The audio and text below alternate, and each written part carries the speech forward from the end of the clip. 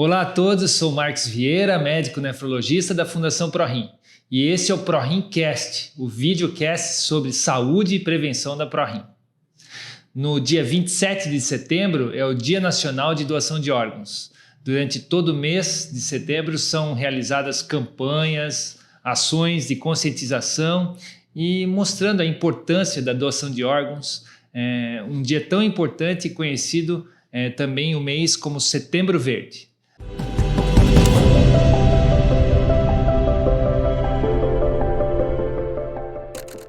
No programa de hoje nós vamos conversar sobre transplante de órgãos, especialmente transplante renal e como funciona a lista de espera, o Sistema Nacional de Transplantes. A gente vai estar aqui com a doutora Luciane Mônica Deboni. A doutora Luciane é médica, nefrologista, mestre em nefrologia pela Universidade Federal do Rio Grande do Sul, coordenadora de transplantes da Fundação ProRim do Hospital Municipal São José de Joinville. Também coordena a residência médica de nefrologia do Hospital Hans-Dieter Schmidt, da Fundação ProRim e do Hospital São José. E tem pleno conhecimento, é uma pessoa de destaque nacional na área de transplantes renais. Então, é um prazer estar aqui contigo, Luciane. Obrigado, Márcio. Obrigado pelo convite, pela tua generosa introdução. Muito obrigada. Mas é legal quando a gente pode mostrar assim, né, um currículo desse e a gente que trabalha juntos, a gente sabe todo o teu esforço e também todo o teu destaque na área, o teu conhecimento é extremamente importante para o tratamento do nosso paciente, né, Luciane? E é uma vida de muito esforço também para conseguir atingir. De todos nós, ninguém faz nada sozinho, né, Márcio? Mas eu sei o quanto tu é apaixonada por transplante, por cuidar de pessoas com doenças renais, né? Então, eu acho que é um tema extremamente importante, o Setembro Verde. Sim, super atual, né? Diante dos fatos recentes da mídia, né? De pessoas famosas que transplantaram, isso veio a calhar de trazer uma luz, né, sobre o transplante e que sempre eu acho que esse é o objetivo, né, a gente poder falar do transplante e mostrar a importância que ele tem para a sociedade, porque o transplante vem da sociedade para a sociedade, né, vem a sociedade dos órgãos para os seus membros. Então acho que estamos num momento muito feliz de poder falar disso aí, né. Agora, o transplante, obviamente, ele não é realizado só o transplante de rim, né? São vários órgãos que são realizados. Então, talvez, para quem não conhece, o que é o transplante, assim, basicamente, para as pessoas entenderem? A ideia do transplante, né, de órgãos como um todo, né, veio da falência desses órgãos, né, fígado, rim, coração, e da necessidade, então, de alguma maneira substituir esses órgãos que não mais funcionam adequadamente de uma outra forma, por um outro órgão. E aí que veio a ideia do transplante, que na realidade existe a ideia milenar, né? Se fazia inicialmente transplante de pele, né, nos pacientes com feridas, com lesões, com amputação de nariz, nas guerras, né, lá ainda, né, na Arábia, lá nos turcos, né, os turcos otomanos tinham muito a espada deles grande que cortava o nariz fora, e um dos primeiros transplantes realizados lá no 1100, 1200 era transplante de pele. E essa ideia de transplantar, tentava botar a pontinha do nariz ali? Às vezes botava até a pele do braço, costurava no próprio nariz, depois que pegava, e aí cortava fora a pele do braço. Então, a ideia, né, sempre foi um desafio da humanidade, tentando consertar aquele órgão que não funcionava mais por um órgão, então, saudável e assim substituir. Então, grosseiramente, assim, simples, né, simplificadamente, transplante é isso, né? A gente trocar um órgão que não tem um funcionamento mais adequado por um novo órgão que possa cumprir essa função. Os transplantes mais conhecidos são de rim, fígado, coração, pulmão, né? Transplante também pâncreas. Bem estabelecido. Transplante de pâncreas, tem os transplantes mais difíceis, né? O pâncreas é um transplante difícil, né? O transplante de intestino, né? É um transplante muito difícil, né? Mas também tem os transplantes de tecidos que a gente... Córnea, que é extremamente comum, né? Córnea hoje é um transplante extremamente importante também, né? Que a sociedade realmente precisa. E que é um transplante benefício... que às vezes as pessoas não se dão conta, né, Marcos, que o transplante de córnea tem uma facilidade, um doador mais flexível, né? O doador de órgãos sólidos, fígado, rim, coração, pulmão, tem que ser um doador em morte encefálica, né? Numa condição muito específica de óbito. Já o doador de tecidos, como córnea, pele, ossos, né, é um doador que qualquer causa morte, ele pode ser um doador. Então, teoricamente, qualquer paciente que falecer poderia ser independente em casa, no hospital, pode ser um doador de córnea.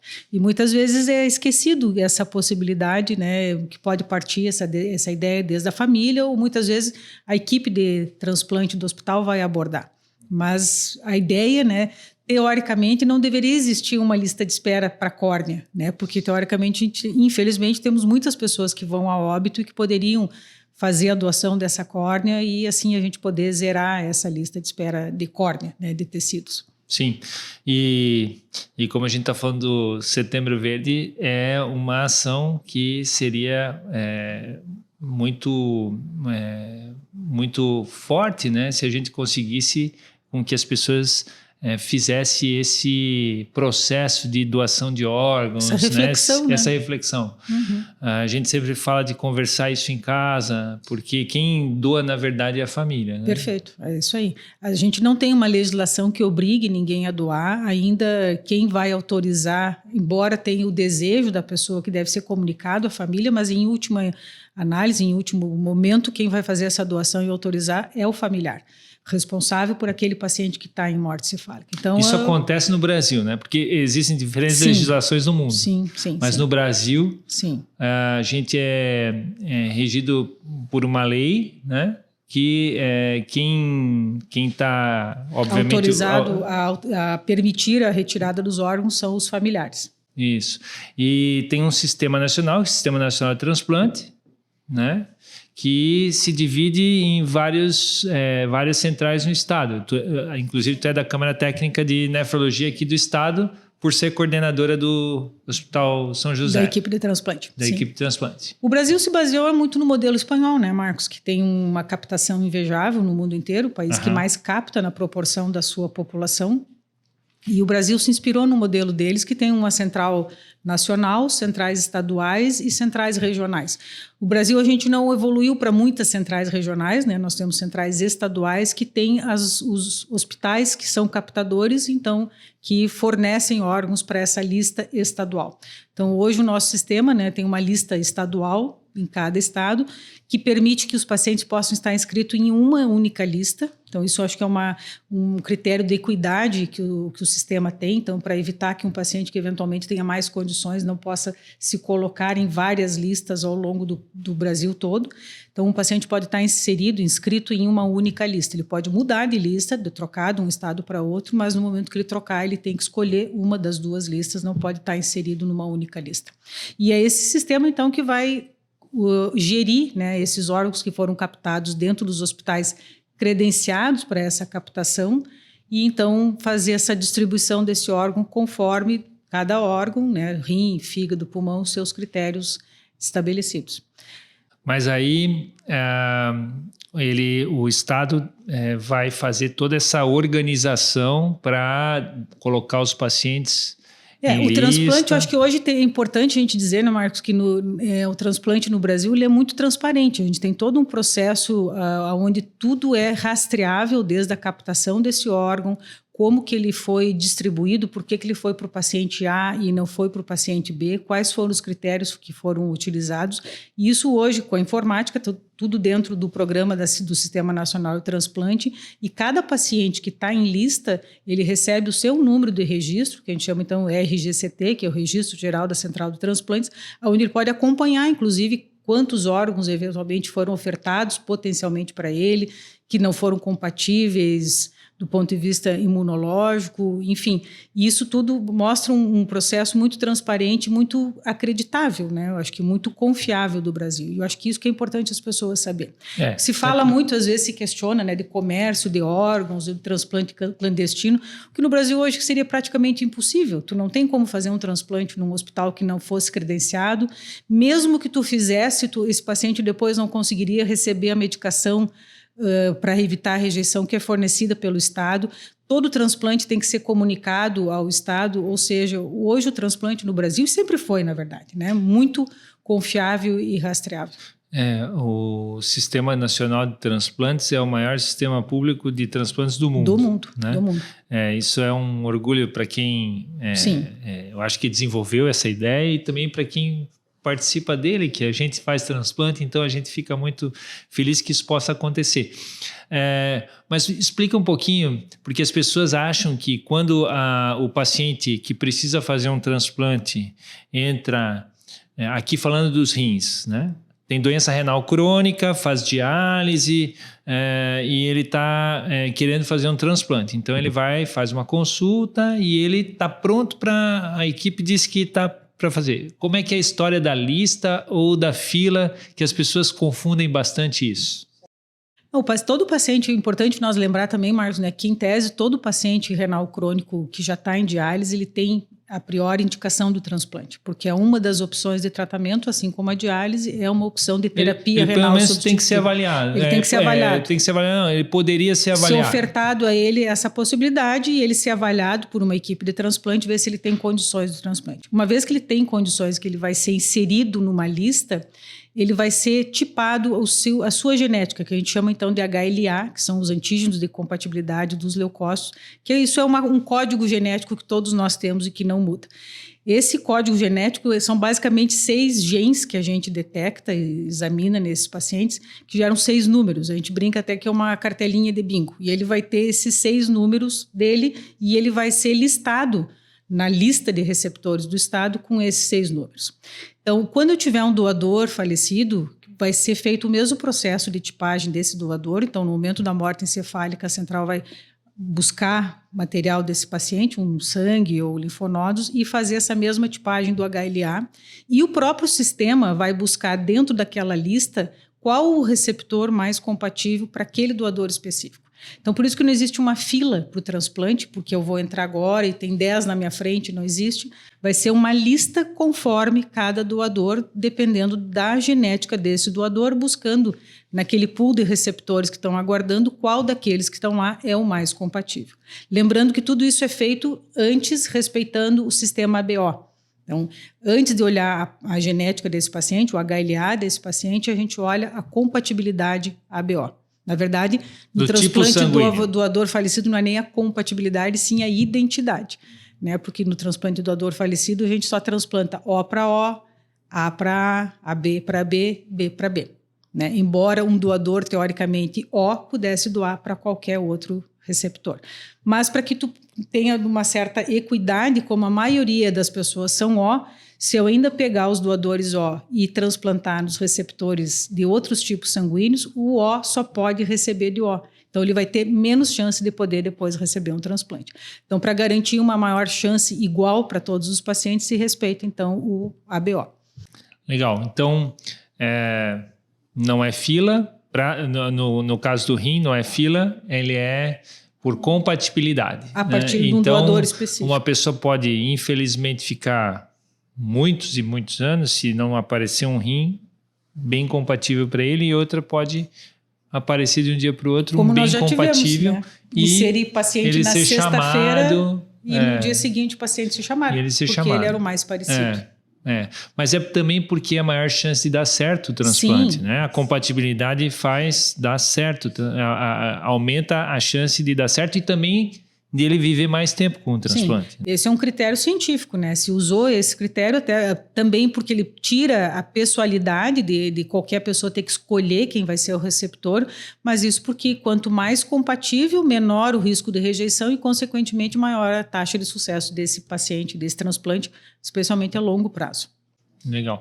Então, assim, para quem faz diálise, né? Para quem tem uma doença renal avançada, o importante é entender que quem perde função renal e precisa fazer uma substituição dos seus rins, ele tem 3 tipos de tratamento.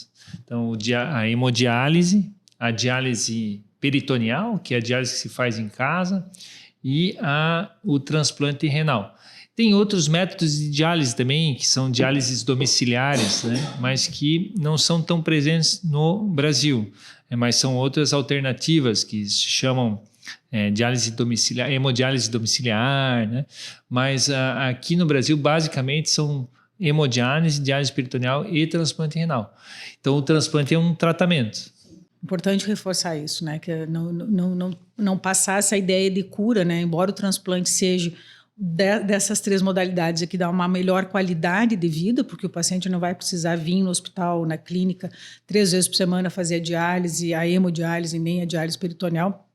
Vai ter uma vida mais normal, entre aspas, mas ainda continua sendo um tratamento, porque ele vai ter que tomar medicações para o resto da vida para evitar a rejeição. Existe risco de infecções maior até do que nos pacientes em diálise. Então, é um procedimento médico com complicações em potencial, mas que permite uma melhor qualidade de vida desses pacientes e ainda uma melhor sobrevida desses pacientes quando a gente compara com a diálise. Vai tomar medicamentos. Vai usar medicamentos, vai ter efeitos colaterais das medicações. Tem alguns riscos no início, né?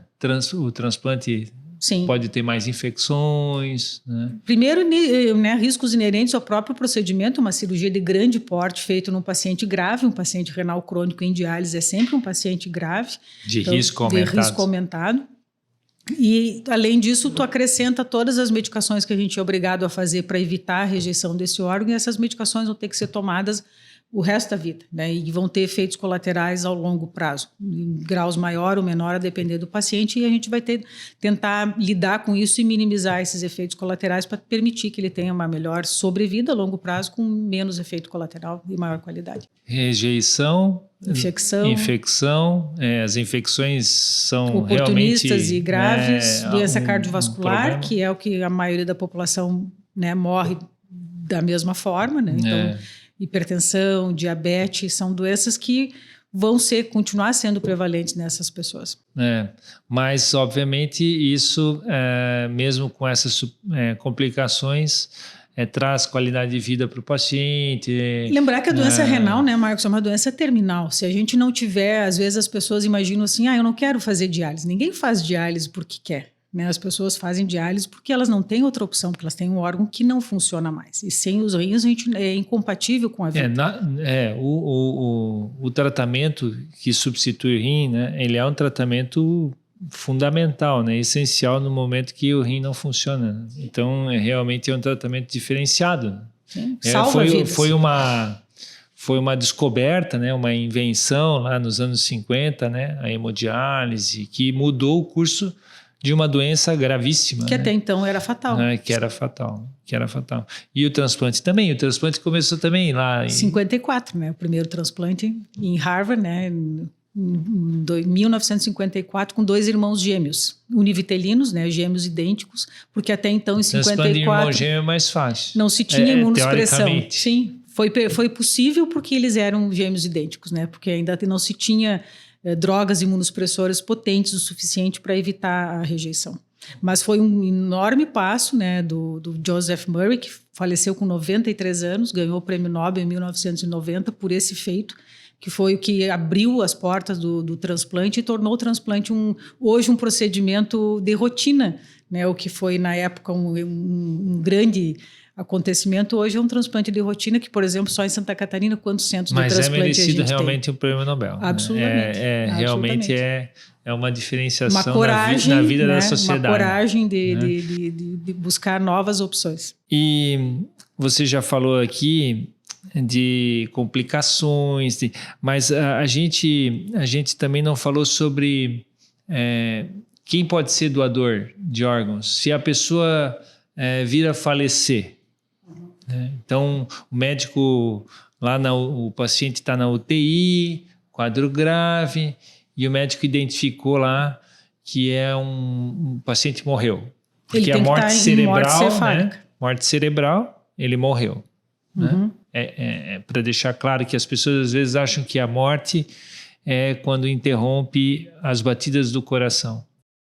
Isso é muito importante, né? Esse conceito de morte encefálica, às vezes as pessoas acham que entendem, né? E é difícil até para os médicos dentro de uma faculdade de medicina, né? Tu conseguir passar esse conceito. Então é uma condição muito específica, onde tu tem a morte do cérebro, que não tem mais função nenhuma, tanto que quando tu faz uma arteriografia, não existe mais fluxo nenhum de sangue na cabeça. É um dos exames que se usa para definir... documentar, né?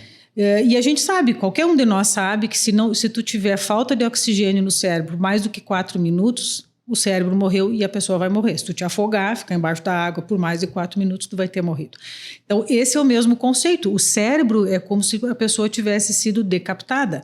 Por uma questão de funcionamento do bulbo, que é uma porção muito basal do cérebro, que ainda tem um pouco de fluxo, o coração continua batendo e, portanto, os órgãos continuam sendo irrigados. Mas esse paciente não respira mais, ele vai estar em ventilação mecânica, então ventilação artificial, e é nesse intervalo, então, ainda em que o cérebro não funciona mais, mas que o coração ainda está batendo, é que a gente pode retirar os órgãos. E isso, às vezes, é um conceito muito difícil da família entender e aceitar, que eu vou retirar esse paciente da UTI e vou levar para o centro cirúrgico para a remoção desses órgãos nesse intervalo.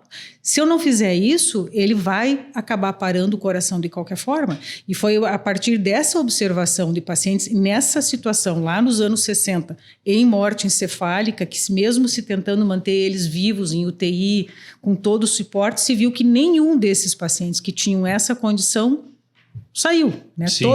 Todos em algum momento, em dias, horas, semanas, o coração também parou. E aí que surgiu a ideia, então, de poder usar esses pacientes que, então, estavam em morte cefálica como doadores de órgão. Então, é importante a gente ter esse conceito e acreditar e entender o conceito de morte cefálica, que permite, então, que os órgãos sejam removidos. E aqui cabe um comentário a respeito, você tinha falado lá da segurança, da transparência. Um dos critérios importantes é que a equipe que faz transplante não participa da equipe de captação, do diagnóstico e da captação. Diagnóstico, da morte do paciente. Né? Isso, nem da abordagem da traz família. Maior segurança à sociedade, à família, àqueles que vão autorizar a doação. Isso é muito importante. A partir do momento que se disponibiliza o órgão, é que a equipe é acionada, né? Então, a gente só fica sabendo depois que o órgão, na maioria das vezes, já foi inclusive removido e está já disponível para o transplante. Quando é feita a retirada do rim, a gente tem aquilo que a gente chama de tempo de isquemia, né? Então as pessoas perguntam muito quanto tempo ele pode usar ainda o órgão depois que é retirado os órgãos do paciente. Claro que a gente quer quanto mais rápido, melhor, né? Porque menos injúria vai ter esse órgão. Mas é um sistema super complexo que as pessoas às vezes que não convivem não sabem, né? Que sai todo mundo numa atividade, né, em busca de disponibilizar esse órgão. Sim. Não, e são envolvidas dezenas, centenas de pessoas em todo esse processo, né? E são, dentro de um único transplante, são dezenas de ligações telefônicas e tem toda uma estrutura para ser acionada para viabilizar isso aí.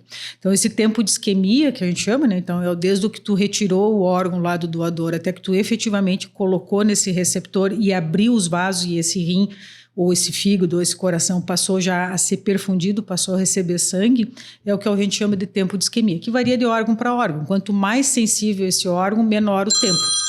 Então, por exemplo, o coração, se começou com tempo de isquemia de 4 horas, hoje já até se tolera em torno de 6 horas. Né?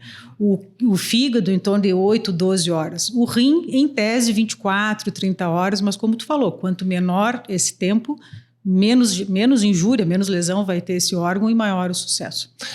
Com certeza, esse é um dos momentos... Desafios. É um dos desafios. Uma das tecnologias que as pessoas não sabem, né? Foram criados líquidos de infusão para preservar o órgão, foram criadas técnicas para preservação do órgão, porque no início do transplante tudo era muito mais rústico, né? E depois, né, até para transportar um órgão, foi disponibilizado um caminho mais rápido para ajudar o paciente, né?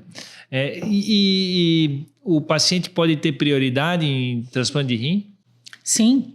Né? Lembrar que o paciente ele precisa de alguma forma substituir a função renal dele. Então, se, por exemplo, ele estiver em hemodiálise ou diálise peritoneal e por algum motivo ele não tiver mais condições de fazer um desses procedimentos, seja porque ele não tem mais acesso, que a gente chama, né, a fístula, para poder fazer a hemodiálise, ou ele já não tem mais condições de fazer a diálise peritoneal, se ele não puder dialisar, seja na hemodiálise ou na diálise peritoneal, ele vai morrer.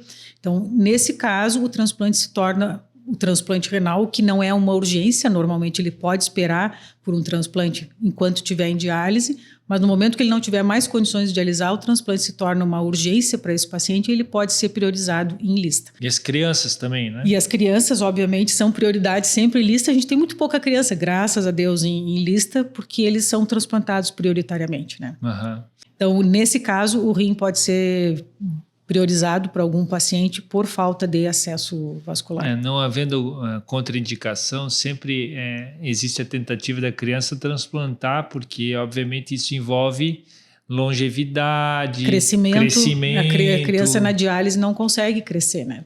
Pela doença renal, anemia, né? Acidose que eles têm na doença em diálise, eles não conseguem crescer. Então, o melhor tratamento para o paciente infantil, pediátrico, abaixo de 18 anos é a diálise. Tanto que é priorizado nacionalmente, né, Marcos? Quando tem uma criança em lista de espera, às vezes um órgão pode vir de outro estado para atender essa criança que ainda aguarda um transplante. Hoje a gente tem em torno de 5.000 transplantes por ano. Uhum.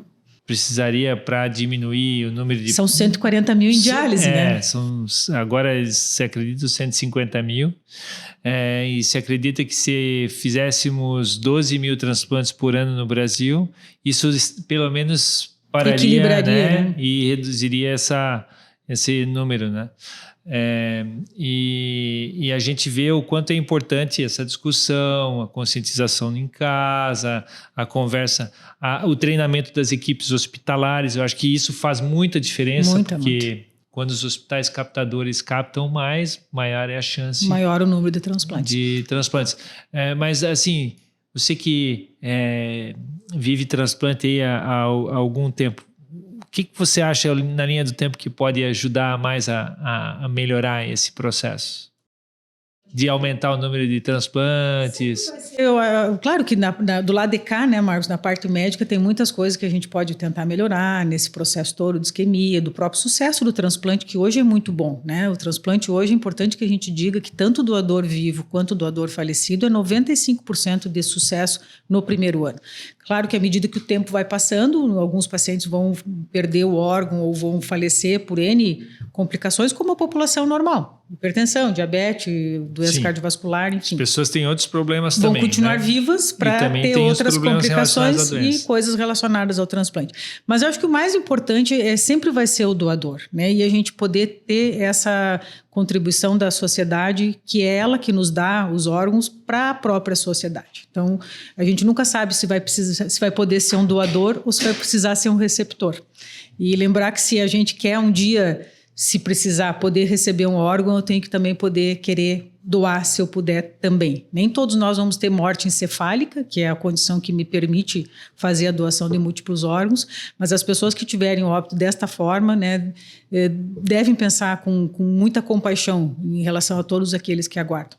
E se a gente não tiver... eu acho que esse é o grande objetivo dessas campanhas e do mês de setembro e de todos os programas, é fazer com que as pessoas... Nós não vamos ensinar ninguém a fazer transplante aqui, né? Mas nós vamos ensinar as pessoas a pensar que elas podem decidir o que fazer consigo mesmas e comunicar isso para a família, expressar essa vontade. Porque a família sempre vai atender à vontade. A família fica muito em dúvida quando a pessoa nunca falou nada. E quando a equipe vai abordar, diz, mas eu não sei se ele queria ou não ser doador.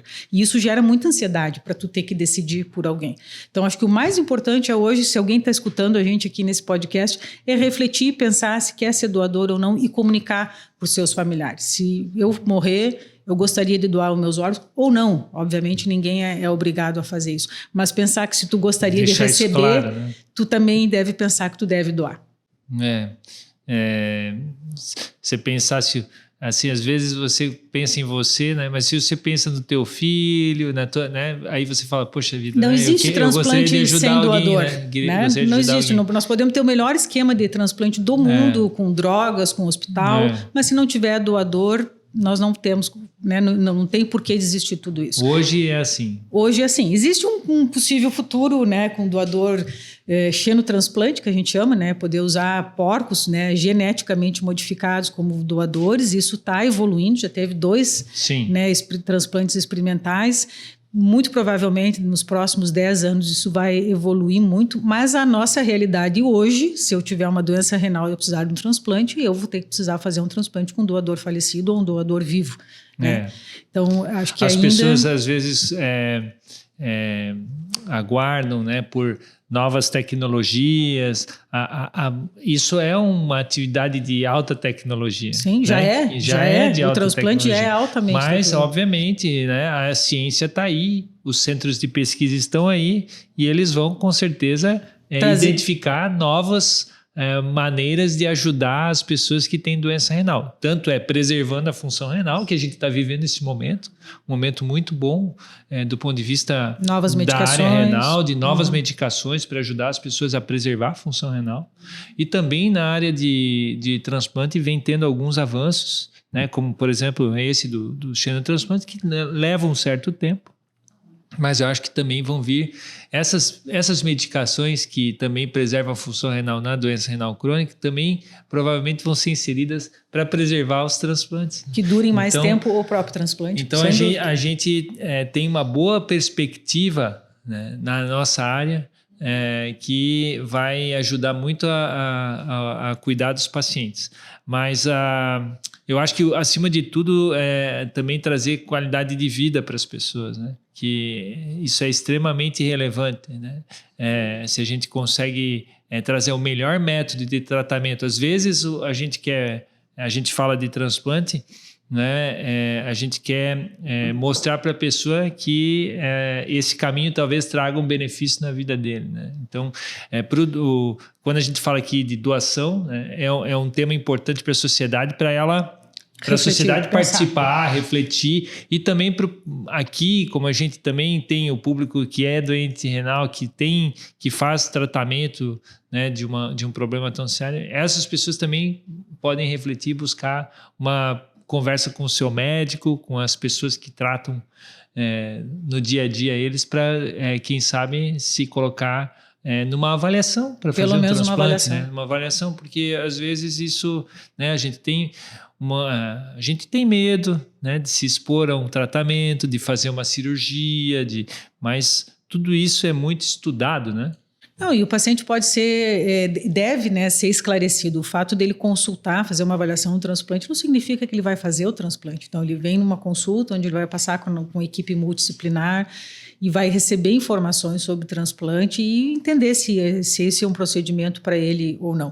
Então, né, informação é tudo, educação é tudo. Então, o paciente precisa buscar essa informação que muitas vezes, às vezes não está tão disponível assim para ele, mas hoje com a internet, com sites como o nosso da ProRim, que está cheio de informações e acessível. Qualquer paciente pode marcar uma consulta de transplante e vir fazer uma avaliação. Se ele quiser fazer uma avaliação de transplante? Ele pode marcar, né, no nosso site, tem o telefone de agenda, e isso é uma coisa interessante que o nosso Sistema Nacional permite, né, que o paciente ele possa buscar o transplante em qualquer lugar. Ele deveria ser referenciado, todas as unidades de diálise têm obrigação por lei, né, referenciar os seus pacientes para um centro de transplante próximo, e isso já está pré-pactuado dentro de cada estado, cada cidade para qual outra cidade vai encaminhar, mas se ele não quiser ir para essa cidade A, ele pode ir para a cidade que ele quiser, ele não é obrigado a ficar limitado a essa cidade aonde ele foi referenciado. Então, hoje o paciente ele pode buscar esse tratamento aonde ele quiser, né? E mesmo que ele não more, nós recebemos muitos pacientes de outros estados, né? Que vêm do Tocantins, no Roraima, que vêm buscar o transplante porque no estado deles não tem, acabam vindo para Santa Catarina buscando Mato Grosso, buscando então pelo transplante. Então, acho que a informação é tudo, buscar a informação, não são obrigados, obviamente, a transplantar, e mesmo o paciente, né, Marcos, que está em lista, muitas vezes a gente liga para o paciente, olha, tem um órgão para o senhor, né, é ofertado, e às vezes o paciente, no momento, diz, não me sinto pronto, ficou na dúvida, ele não é obrigado, não é cadeia, né? Ele não é obrigado a fazer o transplante. Então, acho que é importante ele ter essa opção de buscar uma nova opção de tratamento. Agora, existiu esse impacto do Covid, diminuiu o número de transplantes, mas agora retomou. Uhum. O sistema aumentou o número de captações novamente e o número de transplantes também, sim, mas ainda tem muitas pessoas aguardando na lista. Né? Muitas. E, na verdade, é sempre um número crescente, né, Marcos? A doença renal é uma doença muito prevalente e que tem aumentado muito ao longo dos anos, né? Hipertensão e diabetes são as nossas principais causas de doença renal e os pacientes com hipertensão e diabetes estão vivendo mais, porque têm um tratamento melhor. Então, eles vivem mais a ponto de poder ter a complicação da doença renal, porque até então eles morriam antes, né, de um AVC, de um infarto, e não conseguiam, entre aspas, chegar em diálise, porque eles tinham complicações mais precoces. Hoje eles vivem mais tempo com a sua doença e acabam então tendo essa complicação mais tardia, que é a insuficiência renal. Sem falar em outros fatores que nós temos muito importantes hoje, como a obesidade, que hoje é uma endemia, né, no nosso meio, não só nos Estados Unidos, que a gente fala muito, mas se a gente olhar no Brasil, tu for numa fila de banco e prestar atenção nas pessoas que estão ali, pelo menos 60%... Foi tema do último ProRimcast, obesidade, porque realmente é um problema, né, mundial. E nós falamos, infelizmente, causa doença renal. Durante muito tempo a gente dizia, né, Marcos, que a obesidade só levava a doença renal se o paciente desenvolvesse diabetes ou hipertensão. E aí, por isso, ele ia fazer doença renal. E hoje a gente sabe que não precisa ter diabetes. O gordinho saudável, entre aspas, que não é diabético, não é hipertenso, ele pode fazer doença renal a ponto dele precisar de diálise simplesmente, entre aspas, pela obesidade. Então, a obesidade é um fator, né, super importante e que vai fazer com que a gente tenha, infelizmente, cada vez mais pacientes. As pessoas vivem mais, a idade também faz com que o rim diminua a função renal. Existe a senilidade do rim também, a nefrosclerose senil. À medida que a gente vai ficando mais velho, a gente vai perdendo função renal. Então, se todos nós vivemos até os 90, 100 anos, nós não vamos chegar com uma função renal normal. E se a gente tiver alguma intercorrência de alguma doença ao longo desses anos, muito possivelmente com 80 anos a gente possa precisar fazer diálise. Sim, aí fica o alerta do cuidado da sua saúde, qualidade de vida, né, na intenção de preservar... Evitar todos essas agressões doenças crônicas, porque a gente está dentro, quando a gente fala em doença renal, a gente está dentro desse grande... número de problemas crônicos que vão acontecendo ao longo do tempo também, não só de doenças que atingem também, outras doenças que atingem as pessoas mais jovens, tal, doenças genéticas. Mas eu acho que o importante aqui é que a informação ela é um gatilho para as pessoas também se moverem, fazerem as ações necessárias e buscarem o melhor também para elas. O paciente ser o centro do seu tratamento e com a ajuda de uma grande equipe de médicos, enfermeiros, nutricionistas, psicólogos, né, do serviço social, tentar viabilizar o que é um bom tratamento para ele, né? É isso aí. Educação é tudo. Isso aí. E estamos aqui para isso, né? Mas tentar trazer um pouquinho essa é a intenção nossa aqui como médicos. Sim, né? Trazer essa informação. Eu acho que a gente está chegando ao fim. Quer deixar uma mensagem final? Acho que a mensagem é sempre essa, né? Seja um doador, porque você também pode ser, né, precisar e ser um receptor. Talvez você, ou um filho, um pai, uma esposa... E se a gente quer um dia receber, a gente também tem que estar disponível a doar. E acreditar que o sistema realmente ele é transparente, ele é igualitário e funciona muito bem no Brasil. Nós temos um privilégio de ter um transplante público, né? 95% dos transplantes no Brasil são feitos dentro do Sistema Único de Saúde, o que é um grande privilégio. Então, reflita sobre isso e faça a sua parte. A população, enquanto população, tem a obrigação de refletir e pensar em ser doador. Então, muito obrigado, doutora Luciane. É sempre uma aula ter aqui você com a gente. A gente aprende muito contigo. Muito obrigado mesmo. É sempre bem-vinda nas redes sociais da Fundação, no ProRimcast, como sempre você fez, né? Só tenho a agradecer. Agradecer também a todos que estão assistindo o ProRimcast, o videocast da Fundação ProRim. Participe das nossas redes sociais, entre na nossa página www.prorim.org.br e no ProRim Oficial. Tenho certeza que você lá vai tirar informações valiosas para a sua saúde, para o seu tratamento e para você ter mais qualidade de vida e ter uma vida melhor. Um abraço a todos.